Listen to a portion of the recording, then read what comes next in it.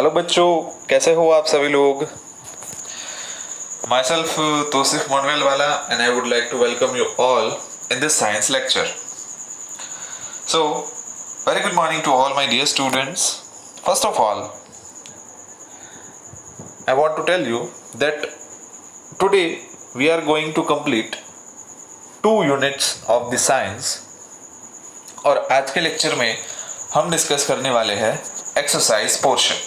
Right, exercise के question हम discuss करने वाले हैं. So in the exercise questions of unit 3, let us start our lecture from the question number 1. Question 1 is explain why some fibers are called synthetic. क्यों कुछ fibre को synthetic कहा जाता है. सो सिंथेटिक का मतलब होता है मानव द्वारा निर्मित, यानी कि कुछ फाइबर्स को मानव सिंथेटिक क्यों कहा जाता है, because they are man made or by chemical processes. Okay, so this is the clear reason why they are known as synthetic. Okay, and you should give the example about that synthetic fibers like rayon, nylon and acrylon.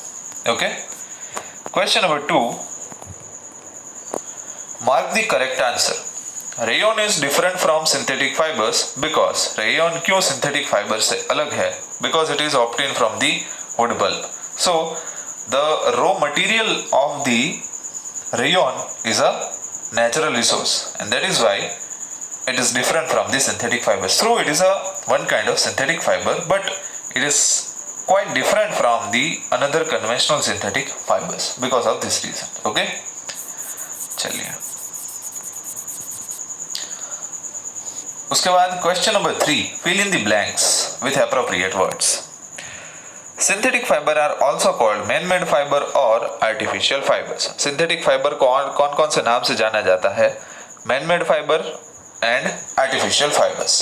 B, synthetic fibers are synthesized from raw material called petrochemicals. यानी कि synthetic fibre जो है वो किस में से manufacture होते हैं, वो पेट्रोकेमिकल नामक पदार्थ के अंदर से मैन्युफैक्चर होते हैं. Like synthetic fiber, plastic is also a polymer. Synthetic fiber polymer है, poly मतलब many, मर मतलब units. So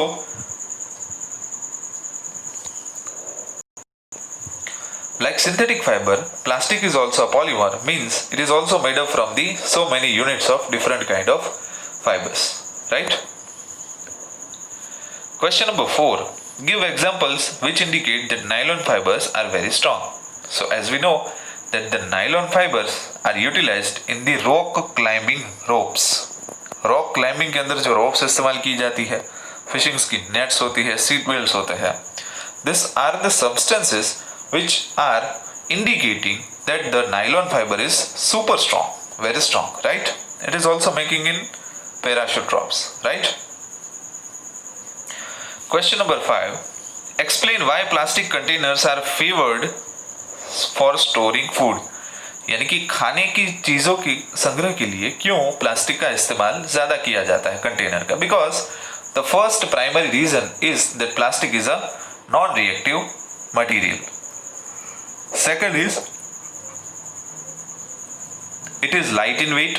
third, they are having a good strength.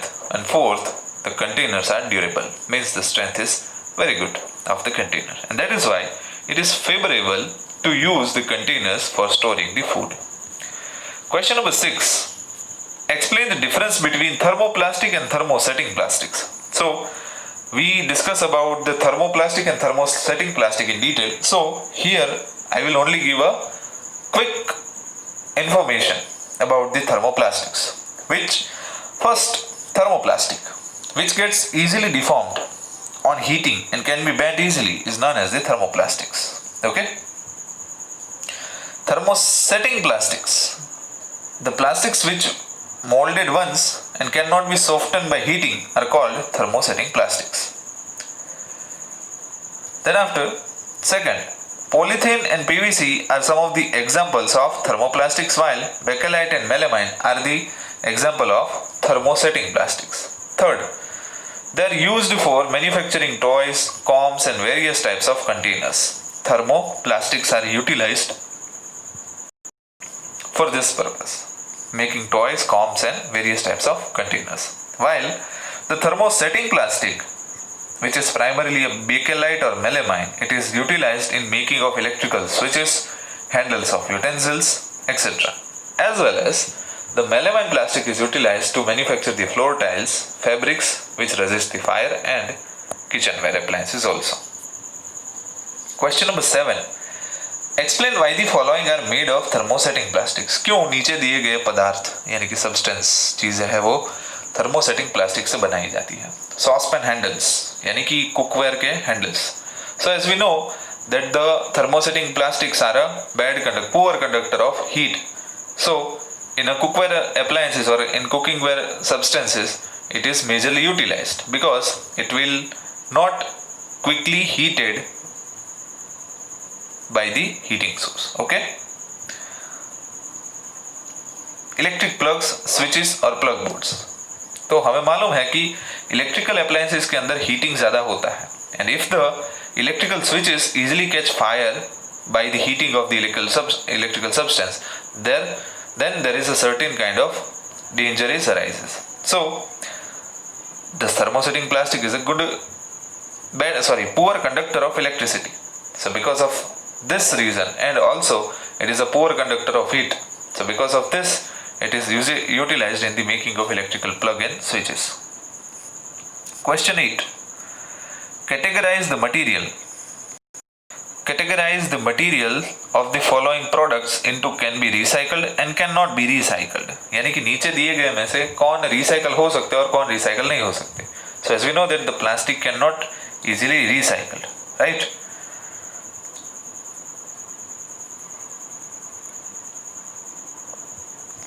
But in the plastic substances, two types are there: thermoplastic and thermosetting plastic.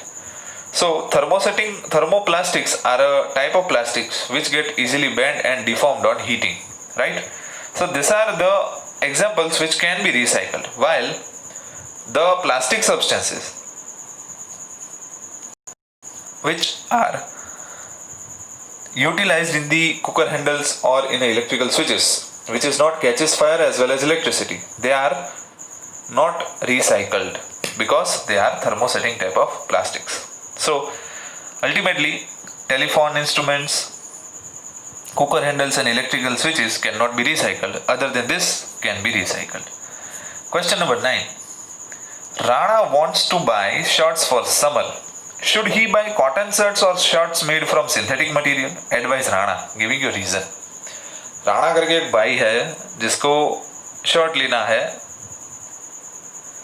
Summer season में पहनने के लिए, यानी कि गर्मी के अंदर पहनने के लिए शर्ट लेना है.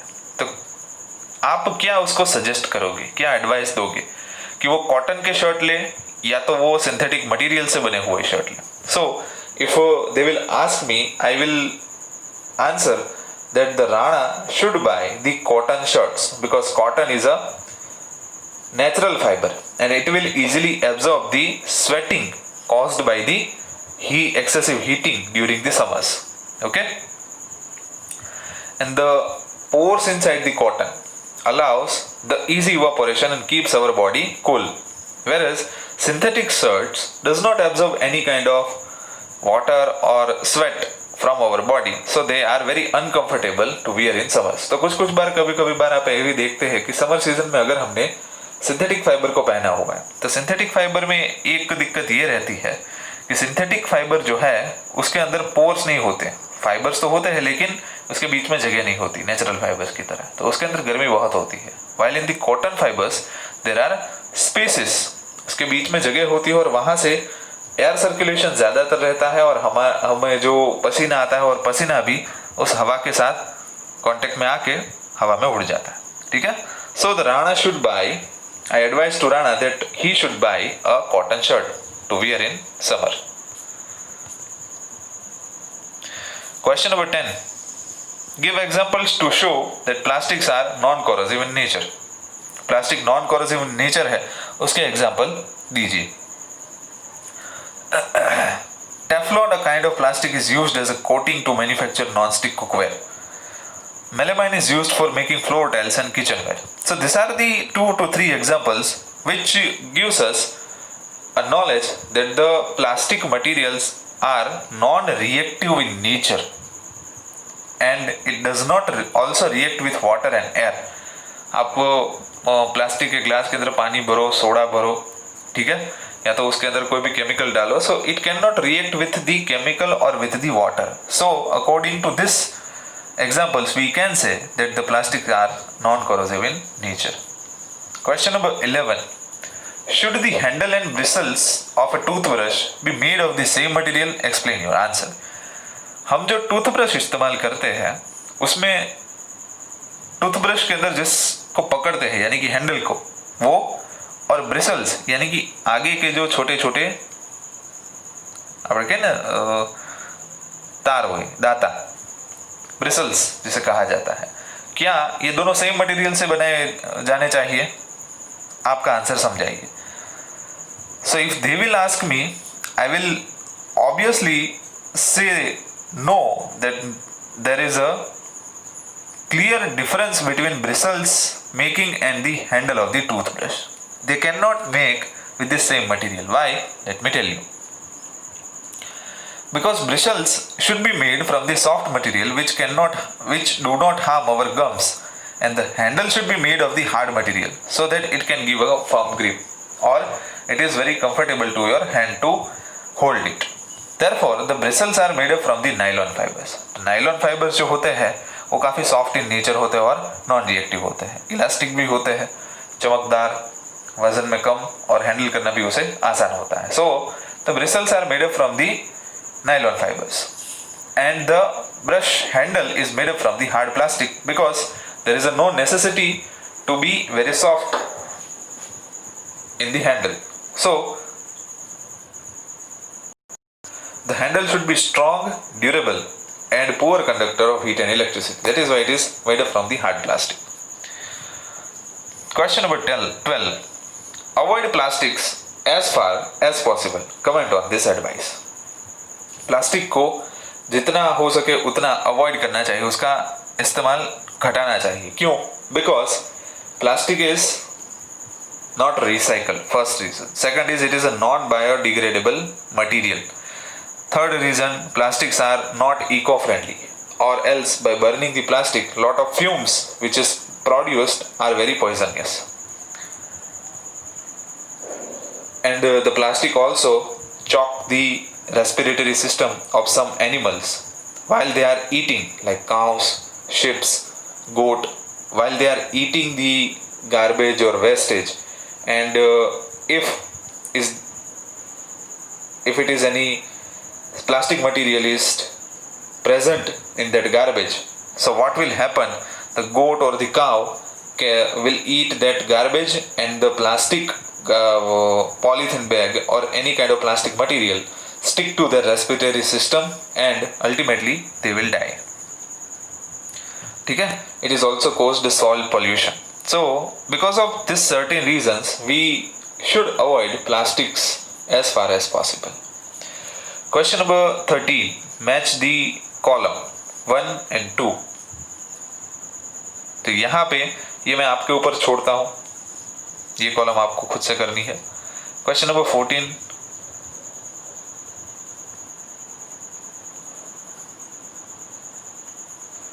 Manufacturing synthetic fibers is actually helping conservation of forest. How? Let me tell you. See, that the synthetic fibers, we already know that it is made up from the petrochemicals, which is not natural. It is artificial, right? By the chemical process, we will make the petrochemicals. But to manufacture the natural fibers, we need cotton crops, we need some vegetation to make the natural fibers.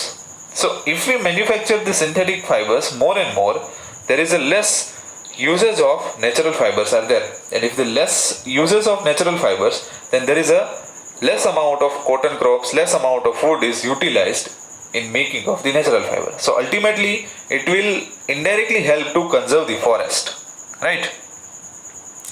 Same answer is written here. I will explain it in a detail. Already explained it in a detail. Okay. Question 15. ये activity दी गई है, इस question को अगर आप नहीं लिखोगे तो चलेगा, ठीक है। चलिए, तो यहाँ पे आपकी एक्सरसाइज खत्म होती है यूनिट 3 की। आज और एक चीज जो मैं आपको अभी पढ़ाऊंगा वो है वर्कबुक के बारे में। आपकी वर्कबुक कंप्लीट करनी होगी in this Janmashtami vacation of unit number 1 and 3. Among them, today I will help you to fill up the workbook of unit number 1. So let me show you the workbook of unit 1. Okay, so in your screen now you are watching the workbook unit number 1, crop production and management. See, first question is of MCQ. So among the MCQs you should choose a one correct MCQ for the given below questions. तो यहाँ पे मैंने जो है आपको MCQs ये लिखवा, आप वीडियो पॉज करके भी इसे देख सकते हो, ठीक है। वीडियो पॉज करके भी इसे देख सकते हो। जो खाली MCQ है 8 से लेके 12 तक वो आपको कंप्लीट करने होंगे। जैसे कि जब मैंने MCQ को यहाँ पे लिखा हुआ है कि which of the following is a kharif crop, नीचे दिए गए में से खरीफ क्रॉप कौन सा है, तो हमें मालूम है खरीफ क्रॉप का मतलब क्या होता है। The crop which is grown in the monsoon season is called kharif crop. तो पैडी यानी कि चावल जो है उसको पानी ज़्यादा चाहिए, बेसिक चीज़ है, तो उसका उत्पादन हमें कब करना होगा, खरीफ सीजन के अंदर, यानी कि खरीफ क्रॉप कौन है, पैडी, ठीक है। ऐसे ही फोर्थ क्वेश्चन देखिए, which is the traditional tool for tilling. तो टिलिंग के लिए ट्रेडिशनल यानी कि परंपरागत टूल कौन सा है, तो डी प्लाव, हल जिसे हम कहते हैं, ठीक है। What is the use of seed drill. Seed drill का इस्तेमाल क्या होता है, सिंपल है, टू सो दी शीट्स। तो ऐसे कई सारे क्वेश्चंस है यहाँ पे 1 से लेकर 12 तक। उसमें से मैंने आपको यहाँ पे 7 क्वेश्चन के आंसर दिए हैं, बाकी के आपको खुद से करने होंगे। You should fill all the questions, right. Do not leave any of the question. If you don't understand, then please let me tell. Question number 2, fill in the blanks. तो fill in the blanks में मैंने 6 तक भरी हुई है, 7 से लेकर 12 आपको खुद से भरनी होगी। Let me discuss 1 or 2 blanks in this lecture. The damaged seeds would blank on top of the water. तो damaged seeds क्या करते हैं, वो हमें बिल्कुल मालूम है कि वो पानी के ऊपर तैरते हैं, so it will float. For growing a crop, sufficient sunlight and manure as well as nutrients from the soil are essential. यानी कि खाद और पोषक तत्व जो है वो काफी जरूरी होते हैं क्रॉप को उगाने के लिए, ठीक है। फोर्थ है, रबी क्रॉप का समय कौन सा होता है, अक्टूबर से लेके मार्च तक। रबी यानी कि जो सर्दी के टाइम उगाया जाता है, ठंड पड़ रही हो तब, तो उसका जनरली टेन्योर होता है अक्टूबर से मार्च। 6th है, the crop which required more amount of water so it can be cultivated in monsoon, kharif crop, ठीक है। चलिए, बाकी के आपको खुद से करने होंगे। I am not giving you a golden spoon in your mouth, मतलब स्पून फीडिंग में यहाँ पे नहीं करूँगा, आपको खुद से ये करना होगा, ठीक है। Question number 3, if you don't know और is there any question in your mind regarding this unfilled question, then please come over to me, I will give you the answer. Okay, question 3, answer the following question in one word. एक शब्द में answer दीजिए। तो उसमें 5 से लेके 8 तक आपको खुद से करने हैं, 1-2 डिस्कस करते हैं। तीसरा है, which traditional tool is used to break crumbs, यानी कि crumbs यानी कि बड़े बड़े जो पत्थर होते हैं या तो मिट्टी के ढेरे होते हैं, उसको डिवाइड करने के लिए, उसको छोटे छोटे टुकड़ों में बांटने के लिए कौन सा ट्रेडिशनल टूल इस्तेमाल किया जाता है, प्लैंक, ठीक है। ट्रैक्टर के साथ कौन सा टूल इस्तेमाल किया जाता है शोइंग के लिए, तो nowadays the cultivator is used. So this are the type of question in which you should give the answer in 1 word, not in the 1 line, ठीक है। चलिए, उसके बाद है फोर्थ, ट्रू और फॉल्स। तो ट्रू और फॉल्स आपको सभी अपने हाथ से करने होंगे, 6 है। सपोज 1 या 2 मैं आपको बता देता हूँ। पहला है paddy is a kharif crop. तो बेसिकली हमने ब्लैंक्स में भी देखा और एमसीक्यू में भी देखा, पैडी क्या है, खरीफ क्रॉप है, true, it is already true. Fifth है farmer select good quality of seeds for sowing, it is always true, क्योंकि खराब दाने तो लेगा नहीं, अच्छे ही दाने लेगा। Fourth, a seed drill is used for removing weeds and for loosening the soil. Seed drill का इस्तेमाल वीड्स को दूर करने में और सॉइल को लूज करने में करता है। नहीं भाई, सीड ड्रिल का इस्तेमाल तो बीज को बोने में किया जाता है, उससे ना तो हम वीड्स को दूर करते हैं ना ही सॉइल को लूजन करते हैं। So it is a false statement, right. Then after question number 5, answer the following question in 1 sentence. बाकी है जो यहाँ पे वो आपको भरने हैं अपने तरीके से। In which class are plants classified on the basis of season. तो ये क्वेश्चन डिस्कस करने से पहले मैं आपको एक आंसर बता दूं, एक क्लैरिफिकेशन मैं आप सभी लोगों के दिमाग में कर दूं कि यहाँ पे जो मैंने वर्कबुक के अंदर क्वेश्चन भरे हैं वो शॉर्ट में क्वेश्चन भरे हैं, ठीक है। जैसे कि अगर यहाँ पे लिखा गया है कि what is the need of before ploughing if the soil is very dry, it need watering. So आपको सिर्फ इतना नहीं लिखना है, I am just giving you the hint through this PDF. आपको पूरा आंसर लिखना है। जैसे कि फॉर एग्जाम्पल कैसे आपको आंसर लिखना है, in which class are plants classified on the basis of season.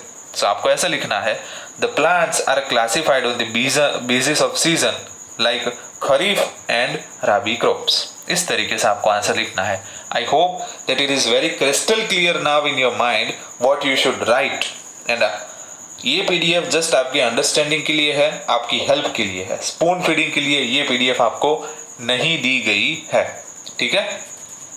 Second, how are earthworms and microbes helpful to farmers, because earthworms and microbes turn themselves or itself and it will loosen the soil and add humus to the soil. So in this way the earthworms and microbes helpful to the farmer. Fourth, mention the types of plow. 2 तरीके के plough होते हैं, wooden और iron. Sixth, why are seeds covered by the soil during sowing? यानी कि sheets को शॉ करने के बाद मतलब अंदर जमीन के अंदर डालने के बाद उसे कवर करना क्यों पड़ता है? क्योंकि अगर ऊपर रहेंगे तो जीव जंतु या तो पक्षी जो है उसको दिख जाएंगे तो वो उसको उठा के ले जाएंगे, ठीक है। सिंपल सी चीज़ है।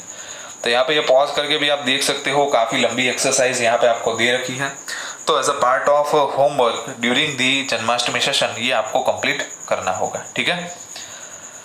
Sources of irrigation, modern methods of irrigation जो बाकी है वो आपको करने हैं। जैसे कि when should the weedicides be spread state the harvest festivals in India, ये आपको टेक्स्ट बुक की हेल्प में से मिल जाएंगे, ठीक है। क्वेश्चन नंबर 6, डिफाइन, व्याख्यायित कीजिए। प्लाविंग क्या है? Process of loosening and turning of soil. Fertiliser, the substances manufactured in industry which added to soil for the nutrients. Irrigation, supply of water to crop at regular interval is irrigation. So these are some answers that I write in workbook in very short. You should write in a detail. Like if the irrigation is there, so irrigation is a supply of water to the crop at a regular interval of time. That's it. Weeding और harvesting आपको खुद से complete करने हैं. Question number 7. Answer the following question in short. तो मैंने जैसे question के आंसर यहाँ पे दिए हैं वैसे आपको टॉपिक वाइज आंसर देने हैं। जैसे कि पहला है शॉर्ट नोट ऑन शोइंग, तो सभी डिटेल्स आ जानी चाहिए। शोइंग के अंदर सबसे पहले तो अच्छे तरीके के सीड सिलेक्ट करते हैं फार्मर्स एंड फार्मर्स जो है वो अच्छे तरीके के फसल के लिए अच्छे सीड्स भी इस्तेमाल करते हैं। Traditional funnel and modern seed drill is used for sowing. Proper distance should be maintain to avoid overcrowding. तो यहाँ पे सभी चीज़ें मैंने कवर अप कर ली है इस क्वेश्चन के आंसर में। तो वैसे ही आपको वीडिंग के बारे में लिखनी है short note. Third, write a short note on threshing. Threshing का मतलब होता है to separate the grain from the chaff, यानी कि छिलके में से ग्रेन को, धान्य को अलग करना, उसे कहता है थ्रेशिंग। और इसके लिए कंबाइन मशीन इस्तेमाल किया जाता है, सिंपल। फोर्थ क्वेश्चन है, why is paddy not grown in winter? Paddy require more water यार। विंटर के अंदर ज़्यादा पानी नहीं मिलता और उसको ठंड भी अनुकूल नहीं आती, तो ये लिखना है उसके अंदर। सिंपल सी चीज़ है कि जो आपको अपने खुद के बलबूते पे लिखनी है। Fifth, what effect would be seen due to continuous plantation of crops in a field. Continuous यानी कि सतत उत्पादन लेने से कोई एक जमीन के ऊपर, तो क्या उस फील्ड के ऊपर असर होती है। तो यहाँ पे मैंने बना के आंसर लिखा है, जो मुझको सूझा वो आंसर मैंने लिखा है, सही है, भले ही मुझको सूझा, ऐसा नहीं है कि गलत है। Due to continuous plantation of crop, essential nutrients from the field is absorb by the crop and after certain period the amount of nutrients inside the field gets depleted मतलब खत्म हो जाते हैं। एक ही जमीन के ऊपर बार बार आप फसल लिया करो तो उसमें से न्यूट्रिएंट्स तो खत्म हो ही जाएंगे, as we already know. Sixth, आपको खुद से भरना है, what are weeds, how can we control them. Seventh भी आपको खुद से भरना है, what are kharif crops and rabi crops, give 2 example of each. 8 number का है, give 4 names of agriculture implements and state the use of each of them. यानी कि यहाँ पे 3 एग्रीकल्चर इंप्लीमेंट के मैंने नाम लिखे हैं, उसको आपको समझाना है, ठीक है, 1-2 लाइंस में। 3 लिखे हैं मैंने यहाँ पे, एक बार और क्लियर कर दूं, ये लिख के इसके बारे में आपको लिखना होगा, समझाना होगा, ठीक है।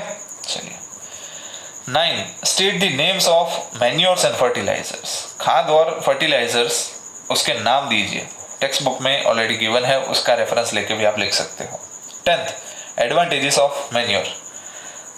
नेचुरल खाद जो होता है, कुदरती खाद, उसका इस्तेमाल करने के क्या फ़ायदे हैं वो आपको यहाँ पे लिखना है।